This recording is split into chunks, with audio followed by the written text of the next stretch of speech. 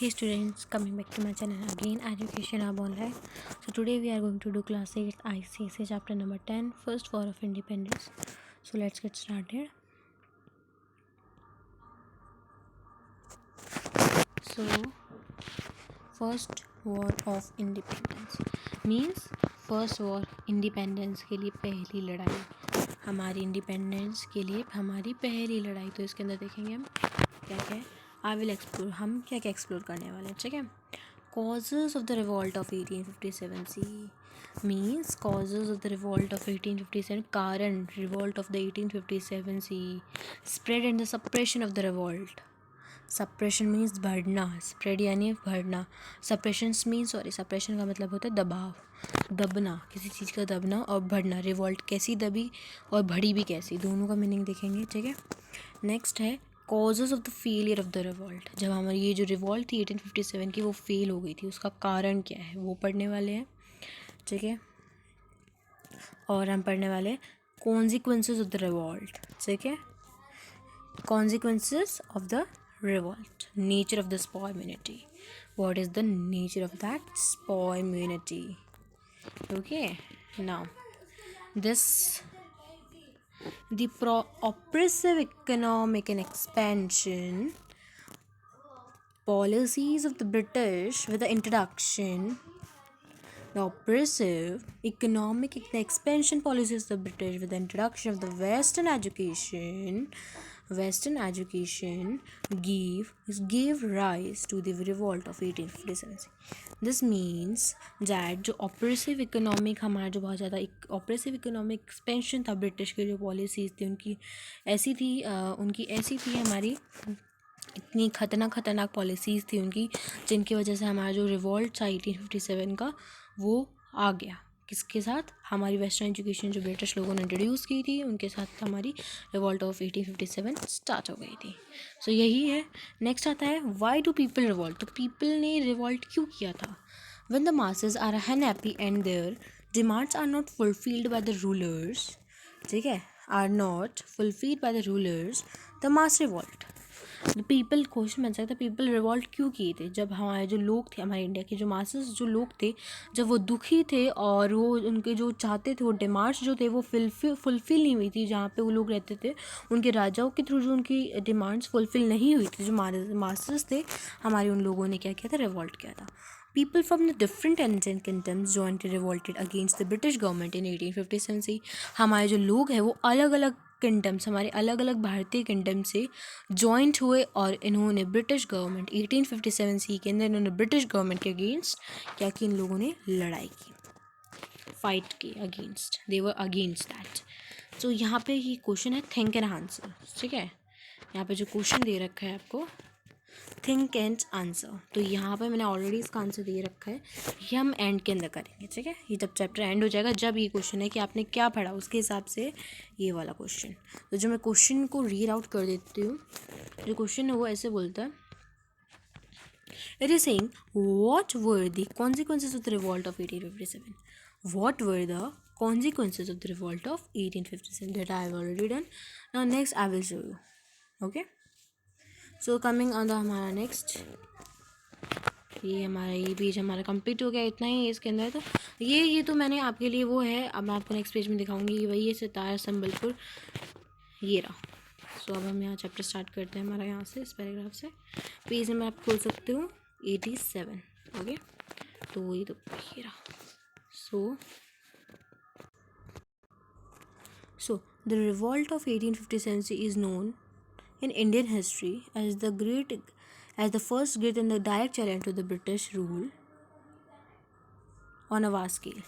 Means जो हमारी revolt थी 1857 सी की, वो हमारी जो इंडियन हिस्ट्री है उसके अंदर बहुत बड़ा और बहुत डायरेक्ट चैलेंज देती है ब्रिटिश रूल के अंदर, बहुत बड़े स्केल की, चौड़ा स्केल. वास्ट मीन्स बहुत large.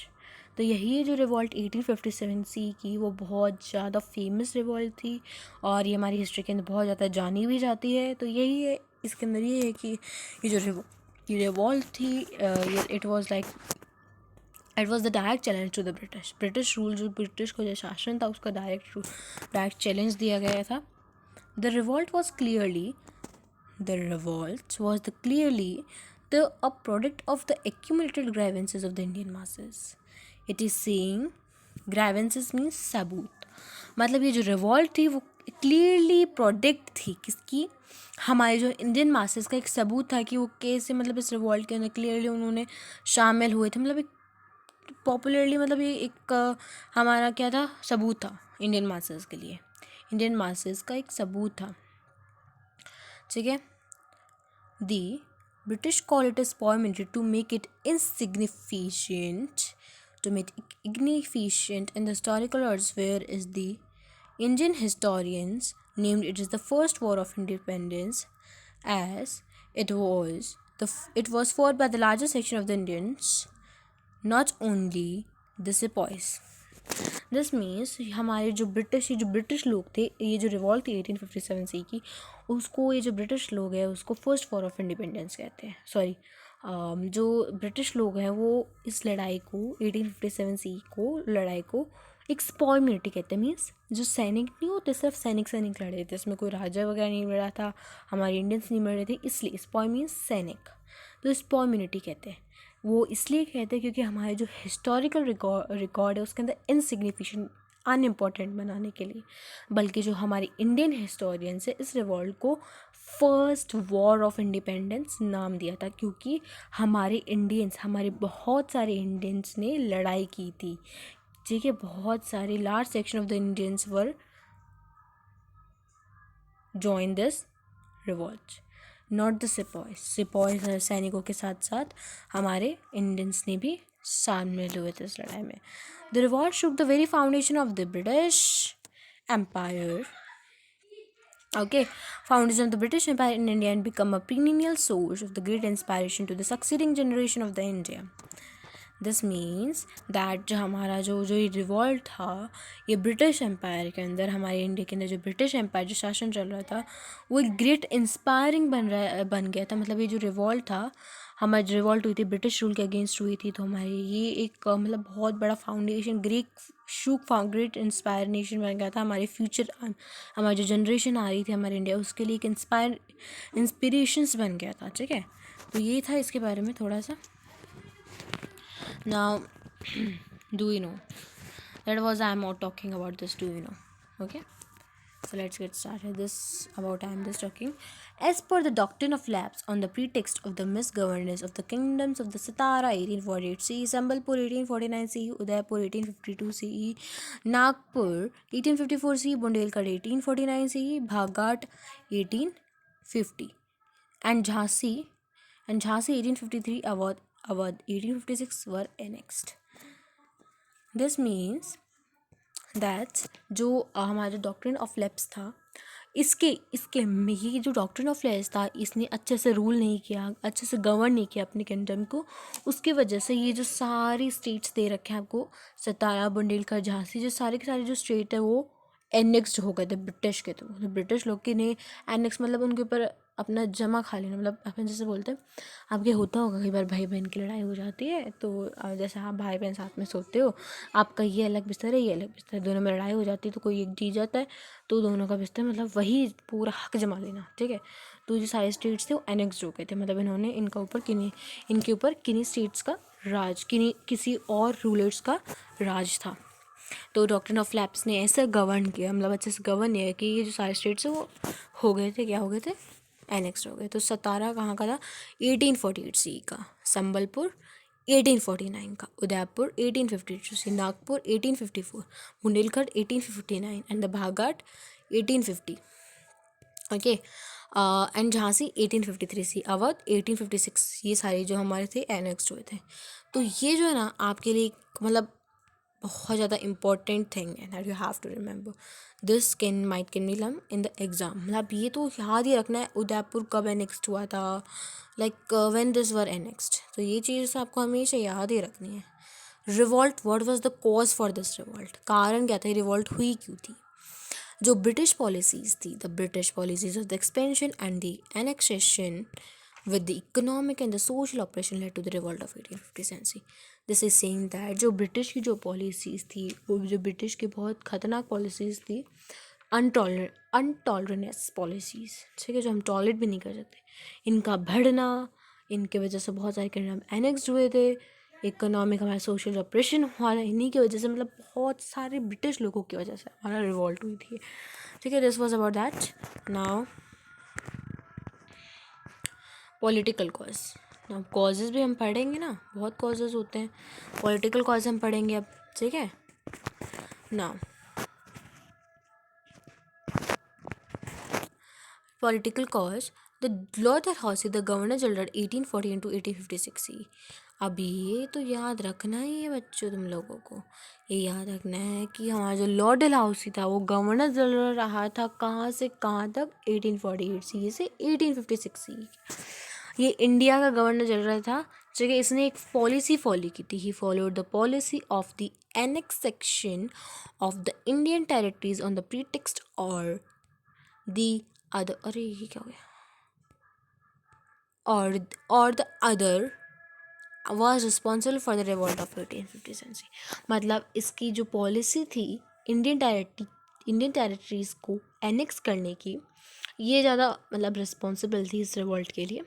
So the Lord Dalhousie the governor general of 1848 from 1856 of India followed the policy of the annexation of the Indian territories on one pretext or the other, and was responsible for the revolt of 1857. It was like that only. तो इसमें ये paragraph में याद रखना है कि मतलब Lord Dalhousie की जो पॉलिसी थी एनेक्सेशन की इंडियन टेरिटरीज की, ज़्यादा रिस्पॉन्सिबल थी रिवॉल्ट ऑफ 1857 के लिए. Doctrine of lapse in the Dalhousie. ठीक है. जो डॉक्ट्रिन ऑफ लैप्स डलहौसी का, इसने बहुत सारी टेरिटरीज को ब्रिटिश कंट्रोल के अंदर नीचे लेके आ गया था. ठीक है. In the absence of the natural born heirs. मतलब this paragraph, which paragraph? Only this paragraph tells you that जो डॉक्ट्रिन ऑफ लैप्स था, हमारे जो डॉक्ट्रिन ऑफ लैप्स था Dalhousie, doctrine of lapse of Dalhousie, इसने बहुत सारी हमारी इंडियन टेरिटरीज को ब्रिटिश कंट्रोल के नीचे लेके आ गया था. जब हमारे कोई नेचुरल बॉर्न हायर्स का मीनिंग होता है जैसे कोई राजा, उसका बेटा है तो वो राजा बन गया उसकी जगह, उसका भी बेटा हुआ तो वो राजा बन गया, मतलब उसका जगह लेता रहना, वो हो गए. तो जब नहीं थे हमारे बहुत सारे, मतलब जो अच्छा सा काम करते हैं हायर्स होते, बहुत अच्छे नेचुरल बॉर्न हायर्स, जब ये नहीं थे तो इनके एब्सेंस के अंदर, एब्सेंस मतलब नहीं होना, इनके एब्सेंस में इस लॉर्ड डलहौसी ने बहुत सारी हमारी इंडियन टेरिटरीज को ब्रिटिश कंट्रोल के नीचे लेके आ गया था. It was about this only, not like to. This created discontent among the various rulers. मतलब इसने हमारे जो बहुत सारे जो रूलर्स थे उसके बीच में डिसकंटेंट मतलब असंतुष्ट हो जाना. हम संतुष्ट नहीं होते, मतलब लड़ाई झगड़ा, मतलब हम क्वेश्चन करने लग जाते हैं. डिसकंटेंट, रूलर्स के बीच में डिसकंटेंट हो गया क्योंकि इसने बहुत सारी इंडियन टेरिटरीज को नीचे लेके आ गए थे ब्रिटिश के शासन के अंदर. ठीक है. After the death of the Peshwa Bajirao second, जब डेथ हो गई थी पेशवा बाजीराव सेकंड की, उसका जो अडॉप्टेड सन मतलब अडॉप्ट किया हुआ सन, वो इसने was refuse to which his father had been receiving. इसको जो उसके पापा को जो पेंशन मिल रही थी, मतलब पेशवा बाजीराव सेकंड को जो पेंशन मिल रही थी, तो नाना साहिब इसका अडॉप्टेड सन था, उसके लिए इसको मना कर दिया गया. मतलब इसकी जो पेशवा बाजीराव सेकंड को जो पेंशन मिल रही थी, तो जब वो मर गया तो उसको जो मिल रही थी पेंशन वो नाना साहिब को नहीं दी गई, उसके लिए रिफ्यूज़ कर दिया गया था. ठीक है. Now the claim of the adopted son of the ruler of Jhansi. मतलब जो क्लेम था हमारा जो रूलर था झांसी का उसको अडॉप्ट करने का, ये एक्सेप्ट नहीं हुआ as a true heir to the throne, and the state of the Jhansi were annexed by the British Empire. So this paragraph I am explaining you that it is saying जो claim था हमारा adopted सन का, जो हमारा जो मुख्य जो चीज़ थी कि अडॉप्ट सन का जो रूलर झांसी का था, वो नॉट एक्सपेक्ट नहीं हुआ था ट्रू हायर के लिए, उस गद्दी के लिए, थ्रोन यानी गद्दी. एंड द स्टेट जो झांसी थी वो ब्रिटिश लोगों के थ्रू एनेक्स्ड हो गई थी. मतलब झांसी जो था उसका कोई बच्चा नहीं था तो उसने अडॉप्ट किया था. तो जब मैंने बोला हायर्स मतलब कोई एक राजा, तो या राजा या रानी उसका बच्चा वो उसकी जगह ले लेता है. तो यही है कि जो झांसी को कोई बच्चा नहीं था तो झांसी ने ना अडॉप्ट किया था, तो वो उसको अपना पूरा राज देना चाहती थी ताकि मेरा मतलब उसका बच्चा अडॉप्ट हुआ सन वो राजा बने उस किंगडम का, झांसी का. जहाँ से जो स्टेट है उसका, लेकिन ब्रिटिश लोगों ने बोला खुद का बेटा होगा, खुद का जब सन होगा वही बनेगा हायर ऑफ दिस थ्रोन इस किंगडम का। तो ये एक्सपेक्ट नहीं हुआ था ब्रिटिश लोगों ने, तो ब्रिटिश लोगों ने नेक्स्ट कर लिया था, क्योंकि झांसी का कोई बेटा नहीं था, तो कौन है उसको, कौन राज करता उसके किंगडम को, तो इसलिए ब्रिटिश लोगों ने उसको ले लिया था, मतलब यही था। ओके, सो नेक्स्ट हम देखते हैं। Awadh was annexed on the charges of misgovernance. Awadh क्यों एनेक्स्ड हुआ था? वहाँ का जो रूलर था उसने अच्छे से गवर्न नहीं किया, मिस गवर्नेंस के हिसाब से अवध जो एनेक्स्ड हो गया था। Nearly 60,000 families lost their livelihood when the army of the Awadh was disbanded. ठीक है, मतलब नियरली जो हमारे जो अवध, ये तो बता दिया अवध का मिस गवर्नेंस पे एनेक्स्ड हुआ गया था। हमारी नियरली लगभग 60,000 फैमिलीज़ ने अपने घर को छोड़ दिया, उनके परिवार वाले कुछ मर गए थे, मतलब छोड़ गए थे, क्योंकि जो अवध के अंदर जो भंग, मतलब अवध जब टूट गया था, भंग हो गया था, लड़ाई झगड़ा हुआ था, तो नियरली 60,000 फैमिलीज़ ने अपना घर छोड़ा था। ठीक है, now he was the Nana Sahib, he was the adopted son of the Peshwa Baji Rao II. Okay, now next paragraph, we are studying this economic cause, right? Political cause, this was the political cause. One paragraph is also remaining. Up to here I will explain you. Up to here it is. Now Lord Dalhousie decided to abolish the title of the Mughal emperor after the death of Pashwa Bahadur Shah Zafar. Means it is saying that जो डलहौजी है हमारा, उसने हम जो Mughal emperor जो title है Mughal emperor, उसको ख़त्म करने के लिए उसको डिसाइड किया था कि फॉर एग्ज़ाम्पल मैं डलहौजी हूँ, तो मैंने ये डिसाइड किया कि भाई अब तो जो मुग़ल एम्पर जो टाइटल है उसको तो ख़त्म करना ही, कैसे करके ख़त्म करना है, मतलब he decided to abolish the title of the Mughal emperor. कब डिसाइड किया था ये याद रखना, जब बहादुर शाह जफ़र सेकंड की जब डेथ हो गई थी उसके। Okay, so it was communicated to the emperor that his successor would lose the imperial title of the princess and would vacate the royal palace. So its explanation is that, मतलब ये है कि emperor के साथ इन लोग communicate किया था कि इनके जो सक्सेसर्स होंगे ये अपना टाइटल जो है प्रिंस का, मतलब राजा होने का टाइटल खो देंगे, और इनका जो रॉयल पैलेस होगा, इनका जो राज करने वाला जो किंगडम होगा इनका, वो ब्रिटिश लोग अपना हक जमा लेंगे इसके ऊपर। The policies of the governor general created this resentment among the people against the British rule. So it is saying जो पॉलिसीज़ थी हमारी गवर्नर जनरल की, वो हमारी जो ब्रिटिश रूल के अगेंस्ट हमारे जो पीपल थे, हमारे इंडियन पीपल, उनके बीच में रीसेंटमेंट बना दिया था इसकी पॉलिसीज़ की वजह से। हमारे जो गवर्नर जनरल थे that from 1856, from that here you can see from 1848 from 1848 to 1856 he created the discontent among the Indians. ठीक है, among the Indians, इसकी वजह से हमारे इंडियंस के अंदर डिसकनेक्ट रीसेंट मतलब असंतुष्टि थी सिर्फ इसकी वजह से against the British rule. Okay, तो ये हमारा था पॉलिटिकल कॉज। तब नेक्स्ट आता है social religious cause. British were unable to connect socially with the Indians. ठीक है, जो ब्रिटिश लोग थे वो हमारे इंडियंस के साथ सोशली अच्छे से कनेक्ट नहीं हो पा रहे थे। ठीक है, अच्छे से क्या हो नहीं पा रहे थे, कनेक्ट नहीं हो पा रहे थे। Legislations against sati, female infanticide and support of widow marriage taken in the favour of the Indian society were seen as a threat to the Indian culture and the religion by the Indian masses. So it is saying that जो legislations थे हमारे, legislations means कानून, किसके against? सती। ठीक है, 1829 का सती है। Female infanticide, बच्चे जब पता चला कि लड़की पेट में तो उसको मार डाला, उसको बोलते हैं फीमेल इन्फेंटिसाइड। विडो रीमैरिज मतलब विधवा को वापस शादी करने का हक देना। तो इसको इन सारी जो प्रैक्टिसेस थी हमारी, ये सारी की प्रैक्टिसेस थी, इनको फेवर में लिया गया, मतलब इनका किस का सपोर्ट किया, विडोरिया मैरिज का, कि बाकी जो विधवा है वो वापस से शादी कर सके, अपनी ज़िंदगी ख़राब ना हो उसकी। तो ये सारी इंडियन सोसाइटी के अंदर फेवर के अंदर लिए गए, और एक थ्रेट देखा गया हमारे इंडियन कल्चर के अंदर और इंडियन मासेस के अंदर, ठीक है। The racial discrimination practised by the British angered the Indian masses as they were not allowed to enter the certain public places, specially reversed for the British and also the railway compartment.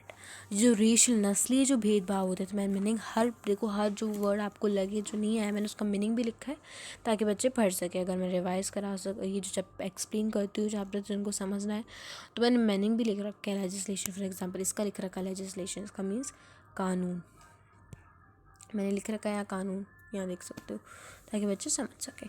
तो जो racial discrimination होता है जो British लोग practice करते थे, हम लोगों को ये जो सारी रेशियल डिस्क्रिमिनेशन था ब्रिटिश का, ये इसका डिस्क्रिमिनेशन ब्रिटिश लोगों का हम लोगों को एंगर कर दिया था, हम लोग गुस्सा हो गए थे, ठीक है। और क्योंकि हम लोग जो थे, हमारी जो पब्लिक प्लेस होती थी उस पर हम अलाउड नहीं थे कहीं पे भी जाना, स्पेशली जो ब्रिटिश के लिए जो कंपार्टमेंट ऑलरेडी बुक थे उनके हमें जाना स्पेशली मना कर दिया जाता था, मतलब हम पब्लिक प्लेसेस के नहीं जा सकते, घूम नहीं सकते कहीं पे। तो ब्रिटिश लोगों ने इन पे सब हक जमा के बैठे थे, तो ये डिस्क्रिमिनेशन से हम बहुत ज़्यादा गुस्सा हो गए थे, राइट। फिर वो बोलता है, पहले मैं इसको रीज कर देती हूँ, डिसर्टिफिकेशन अमंग रेलवे कंपार्टमेंट, ये तो भूल ही गई मैं, सी। और ऑल्सो जो बुक थी ब्रिटिश लोगों के लिए पहले से, जो उन पे नहीं जाने जाते थे, और जो रेलवे कंपार्टमेंट होते हैं उनमें भी हमें नहीं जाने देते थे। Dissatisfaction among the Indians grew with the spread of the western education, मतलब जो डिससेटिस्फिकेशन, हम जो असंतुष्ट हो गए थे हम इंडियंस, ये वेस्टर्न एजुकेशन को स्प्रेड किया, ठीक है, स्प्रेड हुए, ये वेस्टर्न एजुकेशन स्प्रेड हुआ। ये बिलीव करते थे कि हम लोग जो बिलीव करते थे, हम इंडियंस ये बिलीव करते थे कि in the under the grab of education, मतलब क्या जो हमें जो एजुकेशन मिलती थी वेस्टर्न एजुकेशन हम इंडियंस को, उसके नीचे से जो ब्रिटिश लोगों ने वेस्टर्न एजुकेशन इंट्रोड्यूस की थी, तो हम लोग क्या सोचते थे कि जो वेस्टर्न एजुकेशन ब्रिटिश लोगों ने इंट्रोड्यूस की है उसका मतलब ये है कि under the grab of education, मतलब एजुकेशन के नीचे से, मतलब इन्होंने इंट्रोड्यूस तो कर दिया एजुकेशन, लेकिन उसके पीछे से वो क्या चाहते हैं, वो ये चाहते हैं कि जो ब्रिटिश है वो बहुत ज़्यादा हार्ड हमारे इंडियंस का जो कल्चर है, हम लोग को जो कल्चर, हम जो कल्चर यूज़ करते हैं उसको तोड़ना चाहते हैं, ठीक है। और हम लोगों को क्रिश्चियंस में चेंज करना चाहते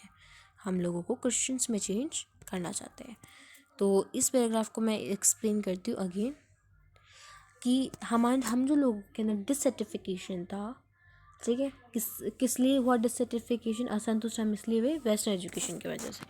तो हम ये सोचते थे कि जो ब्रिटिश लोग हैं वो इस एजुकेशन के पीछे से हम लोगों को क्रिश्चियंस में चेंज करना चाहते थे, और हमारा जो कल्चर है उसको चेंज करना चाहते थे, पूरा क्रिश्चियंस के अंदर चेंज करना चाहते थे, ठीक है। तो ये इस पैराग्राफ का मीनिंग है। नेक्स्ट पैराग्राफ, लास्ट पैराग्राफ है इसका। Now, the activities of the Christian missionaries alarmed the Indians as they tried to convert the Indians into the Christians by offering them the certain facilities and privileges. The change in the Hindu law of property further alarmed the Indians as they thought it step to help the conversions. मतलब इसका meaning ये है कि जो activities थी हमारी जो Christian missionaries की जो एक्टिविटीज़ थी, इन लोगों ने इंडियंस को भी मतलब अलार्म किया था कि हम लोग इंडियंस को क्रिश्चियंस में चेंज करना चाहते थे। हमें जो क्रिश्चियंस लोग थे, इनकी जो एक्टिविटीज़ है, हमें ये पता चला कि ये लोग हमें क्रिश्चियंस में चेंज करना चाहते थे। कैसे चेंज करते थे वो, हम इंडियंस को बहुत सारी राइट्स, प्रिविलेज, मतलब छूट देते थे, वो बहुत सारी फैसिलिटीज़ देते थे ताकि ये लोग, मतलब वो, जैसे फॉर एग्जांपल मैं क्रिश्चियन हूँ तो मैं क्या चाहती हूँ, इंडियंस लोगों को बहुत सारी फैसिलिटी प्रोवाइड करती हूँ, राइट्स प्रोवाइड करती हूँ कि मतलब इनको फ्री कर देते हैं, ताकि मैं इसलिए कर रही हूँ ताकि जो इंडियंस है अपना कल्चर छोड़ के क्रिश्चियंस बन जाए। इसलिए यही था क्रिश्चियन मिशनरीज का काम, ठीक है। The change in the Hindu law of property further around the Indians as they thought it was the first step to have the convergence, मतलब जो चेंज था हमारे हिंदू लॉ प्रॉपर्टी के अंदर, फिर धीरे धीरे हमें पता चलने लग गया कि हम जो इंडियंस है, हाँ, इनका जो पहला कदम है हम लोगों को चेंज, हमारे कल्चर को चेंज करने का, हमें धीरे धीरे पता चलने लग गया कि जो क्रिश्चियन मिशनरीज़ है ये इनका पहला कदम है हमारे कल्चर को क्रिश्चियंस के अंदर चेंज करना, हमारे पूरे कल्चर को क्रिश्चियंस के अंदर चेंज करना। ठीक है, तो इस वीडियो में अब तक हम इतना ही पढ़ेंगे। तो हमने क्या है, ये वाला फ्रंट पेज पढ़ लिया, ये कर लिए, सोशल रिलीजियस कॉज कर लिए। तो नेक्स्ट वीडियो के अंदर हम दिस इकोनॉमिक कॉज पढ़ने वाले हैं। तो अभी आपको वीडियो अच्छी लगी तो प्लीज़ लाइक सब्सक्राइब जरूर करना। Take care and bye.